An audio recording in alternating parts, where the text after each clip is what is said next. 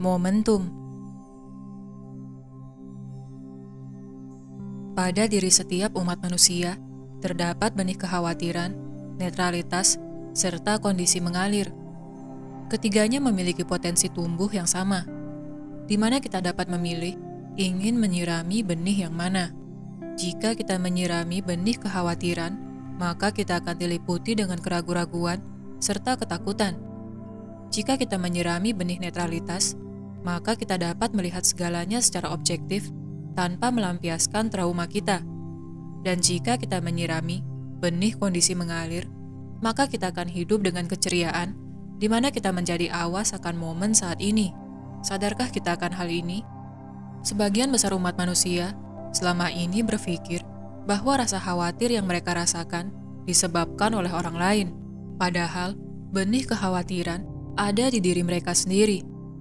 Jika kita menyalahkan orang lain terhadap rasa sakit maupun ketakutan yang kita rasakan, maka kita masih berada di bawah ketidaksadaran massal.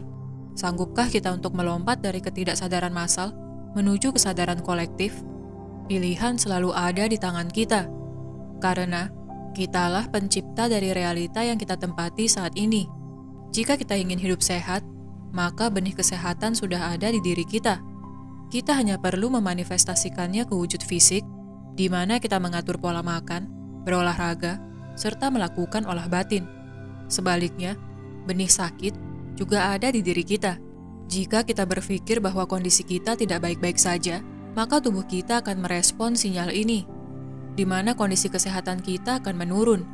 Maka, untuk dapat mewujudkan kebahagiaan di hidup kita harus mulai dengan menyadari benih kebahagiaan untuk kemudian kita pupuk dan sirami setiap saat. Kita kemudian bertanya, kapankah kita sebaiknya memulai untuk melakukan pemupukan dan menyirami benih-benih cahaya di dalam diri kita? Apakah kita harus menunggu momentum di mana kita jatuh ke jurang kegelapan terlebih dahulu?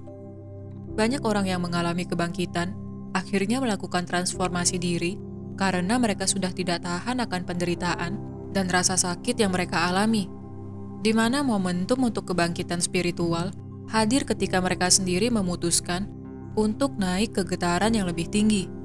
Namun, jika selama ini kita hidup dalam netralitas, apakah kita harus menunggu momentum seperti dikhianati oleh rekan bisnis atau ditinggalkan orang terkasih untuk dapat mengalami kebangkitan?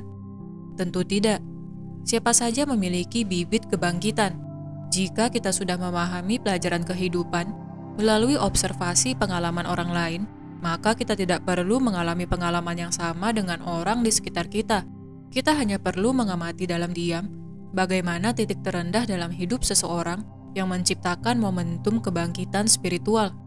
Kita amati bagaimana orang lain menerima, menolak, hingga menyembuhkan rasa sakit mereka. Dari pengalaman hidup orang lain, kita dapat melakukan introspeksi diri untuk tidak mengalami hal yang sama. Kuncinya adalah menjadi awas dan sadar. Momentum di mana kita naik ke frekuensi yang lebih tinggi hadir ketika kita sendiri yang menginginkannya, di mana kita siap untuk mengalami pelajaran yang ingin kita kuasai.